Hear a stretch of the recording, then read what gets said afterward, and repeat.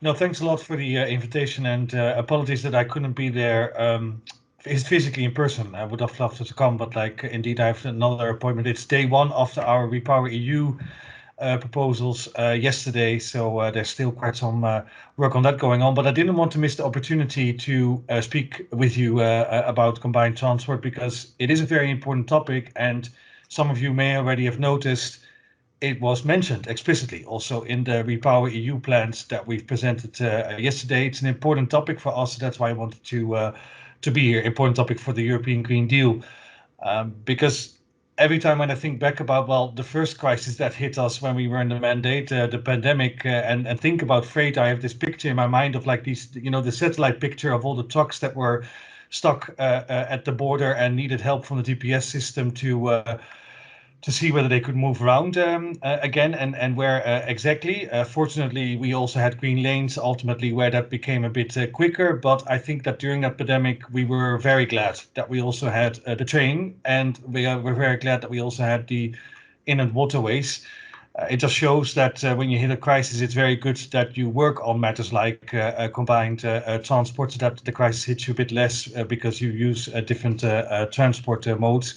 For us, it's really the more multimodal your freight system is, the more crisis-proof it is.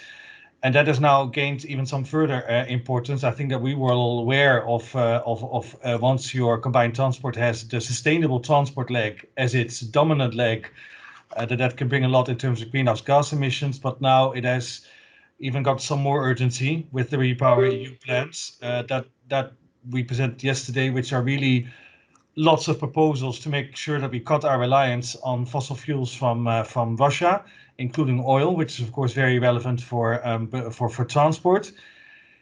And when we went into that as cabinets, also in the Commission, and like making these proposals, we very soon said, like, listen, okay, we do need to work on energy savings in our transport system. It is really high time to do that, but of course we need to do that in a way that we can still move around.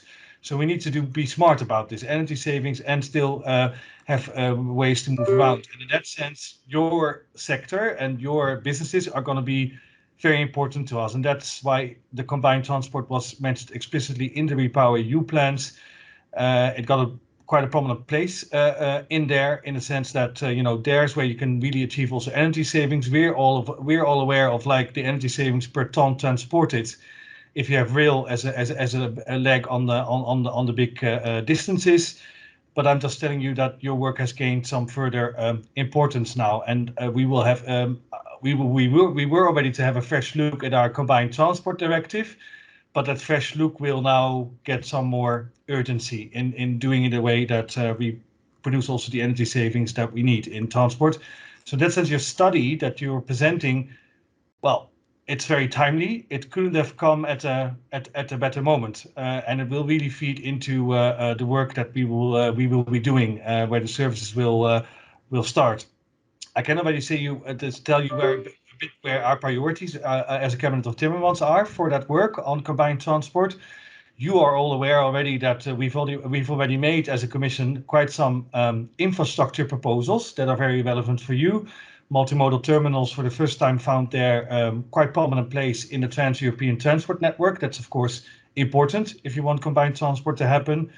As Joseph sitting next to you also already knows, we made quite some ambitious proposals also on rail to make that a very an even better part of the solution than it already is.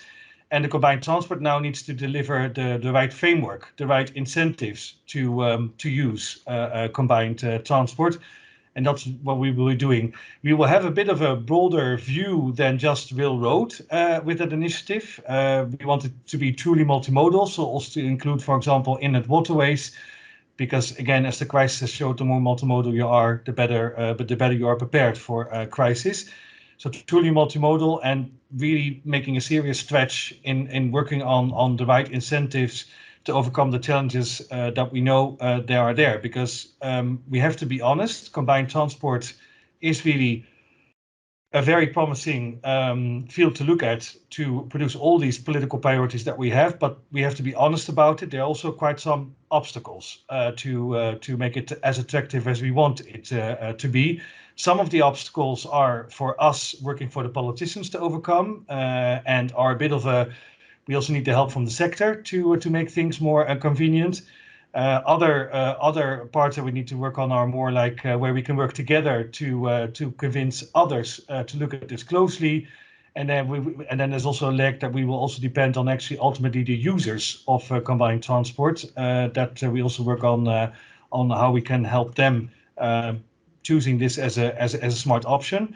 And on each of these legs, we will look at that within the framework of the Combined Transport Directive. So first, on like the challenge that we need to work on a bit together is, of course, the cost factor when you use combined transport, and the fact that you have to do something additional in a transshipment or a multimodal terminal in order to make it happen. Shunting is not always easy, especially if you combine it in the future with an electric truck. So there are many issues that we need to work on, but the cost differential is one that we think we should look at pretty seriously.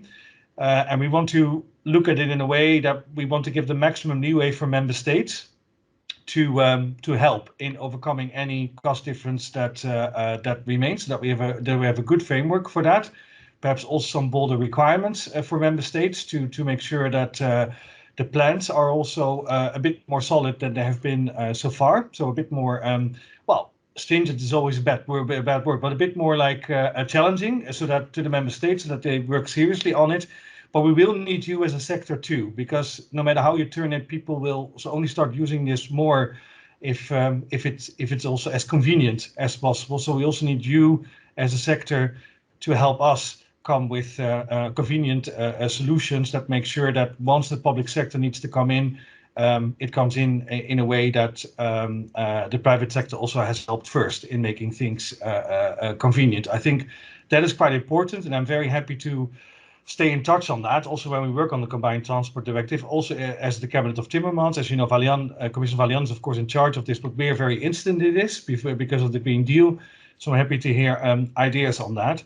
Now, the second element that I think we should be discussing a bit more when we discuss combined transport is we tend to some of us tend to look at mainly these things like, the cost differential and the perceived complexity of doing it purely an economic story.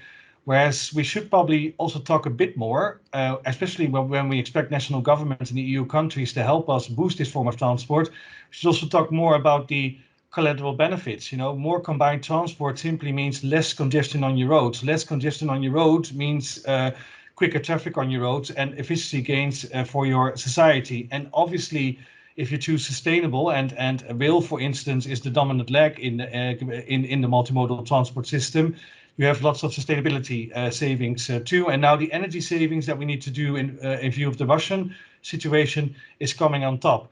So we need to have a bit of a broader discussion, not only purely on the economic side, but also on the societal value of combined transport, because combined transport has a societal value, and perhaps we should help each other in getting that across also clearly.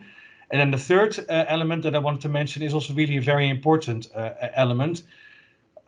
People working in the transport sector know and experience far more than us here in the Berlaymont that often it's a challenge when you speak with people that book the freight services and look at the last euro cent in terms of like its cost. You see a movement now with customers of freight services companies that are wanting to choose more sustainably, because also their shareholders and their stakeholders and their customers, especially their young ones, are expecting sustainable transport choices. And that will be very important if one really wants to boost a multimodal transport system where the sustainable mode is the dominant one.